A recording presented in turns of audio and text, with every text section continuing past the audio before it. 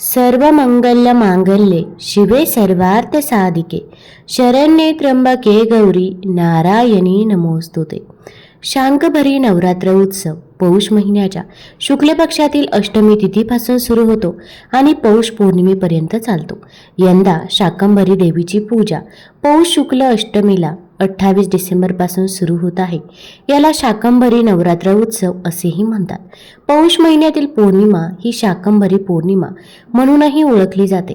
या दिवशी माता शाकंभरीची जयंती देखील साजरी केली जाते. हिचे दुसरे नाव बनशंकरी असे आहे. या बनशंकरीचे विजापुरातील बदामी येथे मंदिर आहे. या काळात तिथे फार मोठा रथ उत्सव असतो. वर्षभर दर शुक्रवारी तिची पालखी देखील काढली जाते. शाकंभरी देवी ही भाजीची देवी असल्याचे म्हटले जाते. देवी शाकंभरी हे माता पार्वतीचेच रूप आहे. तिला अनेक नावे आहेत. माता शाकंभरीला देवी वनशंकरी आणि शताक्षी असेही म्हणतात. देवी भागवत महापुराणात शाकंभरी मातेचे वर्णन देवी दुर्गेचे रूप असे केले आहे. पुराणानुसार देवी पार्वतीने प्रभू शंकरांना मिळवण्यासाठी कठोर तपश्चर्या केली. देवीने अन्न आणि पाणी सोडून दिले होते आणि जगण्यासाठी फक्त पालेभाज्यांचे सेवन केले. म्हणूनच तिला शाकंभरी असे नाव पडले. तर आज मी तुम्हाला शाकंभरी देवीची कथा सांगणार आहे. त्यामुळे व्हिडिओ स्किप न करता शेवटपर्यंत जरूर बघा. चॅनलवरती नवीन असाल तर चॅनल लाईक करा आणि सबस्क्राईब देखील करा. तसेच कमेंटमध्ये ओम शाकंभरी देवी नमः किंवा ओम महालक्ष्मी नमः लिहायला विसरू नका, जेणेकरून आपल्याला देखील माता लक्ष्मीचा आशीर्वाद हा नक्कीच प्राप्त होईल. महाराष्ट्रातील 3.5 शक्तिपीठांपैकी आद्य स्वयंभू शक्तिपीठ असलेल्या श्री सप्तशृंगी देवी गडावर शाकंभरी उत्सवाचे आयोजन करण्यात येते. 3 दिवसांच्या श्री लक्ष्मीनारायण महायागाच्या कालावधीत दररोज मुख्य 2 सत्रामध्ये महायज्ञ व होम हवन, धार्मिक विधी आदी धार्मिक कार्यक्रम होतात. श्री सप्तशृंगी निवासनी देवी ही सह्याद्रीच्या 7 डोंगरांच्या कुशीत वसलेली असून ते 7 डोंगर म्हणजे मधु, कैटभ, शुंभ, निशुंभ, चंड व महिषासूर असून या राक्षसांचा विनाश करून श्री भगवतीने सृष्टीतील सर्व चराचरांना अभय वरद प्रदान केले. या 7 राक्षसांचे अस्तित्व सृष्टीतील प्रत्येक मनुष्याच्या अंतरात असतात. त्यात काम, क्रोध, लोभ, मोह, मद, मत्सर व अहंकार आदींचा समावेश होतो. आपल्यातील या 7 राक्षसांवर विजय मिळवता येत नाही तोपर्यंत भगवतीचे चैतन्य दर्शन आपणास होणार नाही. पौर्णिमेला देवीच्या नैवेद्यास कमीत कमी 60 आणि जास्तीत जास्त 108 भाज्या असतात.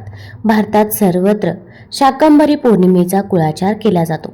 या दिवशी श्री क्षेत्र माहूर येथे रेणुका देवीची थाटात रथयात्रा देखील काढतात. आपले सण आणि उत्सव साजरे करण्यामागे काही आरोग्यदायी संकेत देखील असतात. हिवाळ्यात मुबलक भाज्या येतात. सणाच्या निमित्ताने या भाज्यांचा आस्वाद घेता यावा याकरता देखील हा उद्देश आहे असे देखील म्हटले जाते. आता आपण शाकंभरी देवीची कथा काय आहे तर ते बघूया. पौष पौर्णिमा शाकंभरी देवीच्या अवताराची कथा सांगते. ही कथा मानवी जीवनाचा खरा अर्थ उलगडून दाखवते. प्राचीन काळची कथा आहे. पृथ्वीवर एक राक्षस राज्य करत होता. त्याचे नाव दुर्गमासूर. तो अत्यंत बलवान आणि पराक्रमी होता. मोठा धूर्त आणि कावेबाज होता. दुर्गमासूर देवांचा, मानवांचा, ऋषीमुनींचा फार द्वेष करत असे. देवांचे जीवन वैभवात सुखात असे. मानव श्रद्धेने जगत होते, समाधानात राहत होते. ऋषीमुनींचे सामर्थ्य श्रेष्ठ, अध्ययनात आणि मंत्रशक्तीत होते. हे सारे दुर्गमासूर सूक्ष्मरित्या पाहत असे आणि अत्यंतिक द्वेषबुद्धीने मोठी वळून वळून त्यांच्या नाशाचा विचार करी. पण या सर्वांचा नाश नेमका कशात आहे हे त्याला समजत नसे.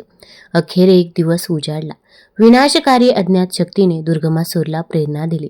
शत्रूचे बळ कशात आहे ते ओळखावे, त्या बळापासून शत्रूला दूर खेचावे. शत्रू निर्बळ आणि हतबल झाला की त्याची हत्या करावी, विजय मिळवावा. दुर्गमासूराने या दृष्टनीतीचा अवलंब करण्याचे ठरवले. दुर्गमासूर हिमालयावर गेला. ब्रह्मदेवाच्या प्रसन्नतेसाठी तीव्र तप करू लागला. त्याच्या तपश्चर्येने ब्रह्मदेव प्रसन्न झाले आणि समोर प्रकट होऊन म्हणाले, असुरा, मी प्रसन्न आहे, वर माग.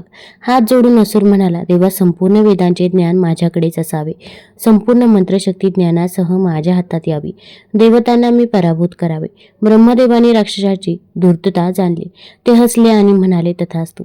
ब्रह्मदेवांचा एकच शब्द, तथास्तु. पण या एका शब्दाने या संपूर्ण सृष्टीमध्ये भयानक विनाशकारी शक्ती निर्माण केली. देव, मानव आणि ऋषी यांच्या जीवनाला आधार देणारे, मनाला चैतन्य देणारे संपूर्ण वेदज्ञान त्यांच्यापासून निघाले आणि दुर्गमासुराकडे आले. ओजस्वी मंत्रशक्ती सामर्थ्यांसह निघाली, असुरामध्ये प्रविष्ट झाली. सृष्टीमधील चैतन्य संपले, शक्ती संपली, सामर्थ्य लोप पावले. देव, मानव आणि ऋषीमुनी तेजोहीन झाले, प्रभाहीन झाले, शक्तिहीन झाले, हतबल झाले. वरदानामुळे शक्ती संपन्न बनलेला दुर्गमासूर हाहाकार करत आला आणि त्याने सर्वांचा पराभव केला, सर्वांना हकलून लावले.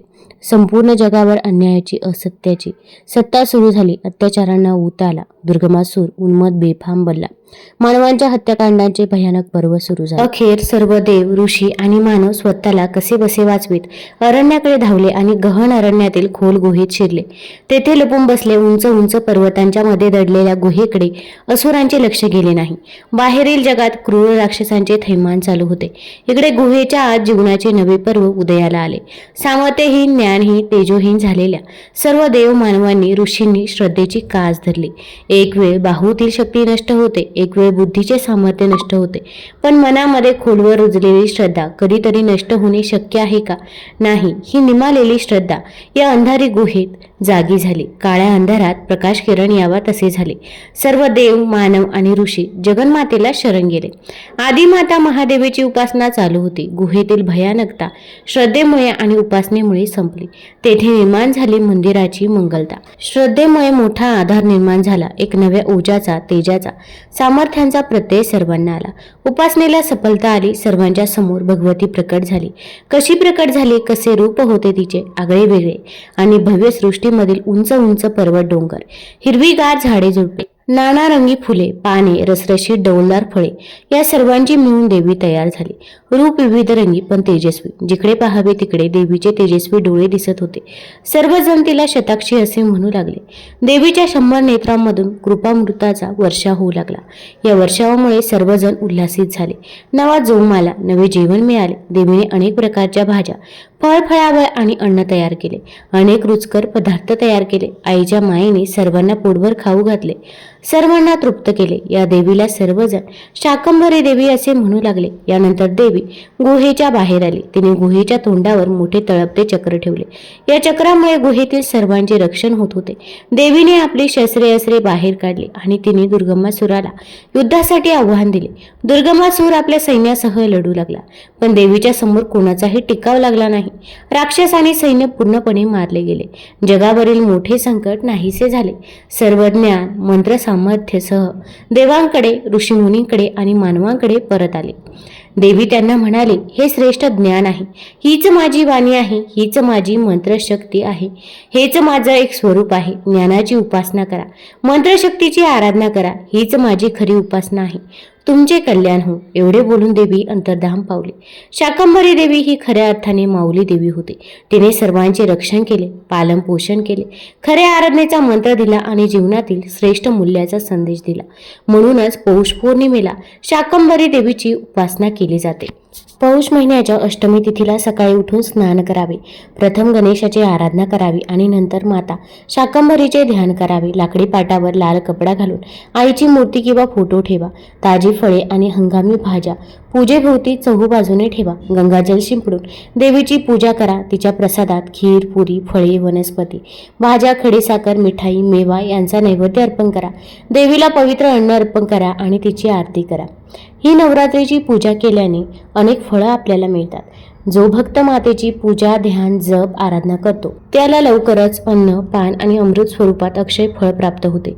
देवीची भक्तिभावाने पूजा करणाऱ्याच्या सर्व मनोकामना देखील पूर्ण होतात. तुम्हाला जर ही माहिती, ही कथा आवडली असेल तर चॅनल लाईक करा, सबस्क्राईब करा आणि आपल्या मित्रपरिवारासोबत जरूर शेअर करा. धन्यवाद.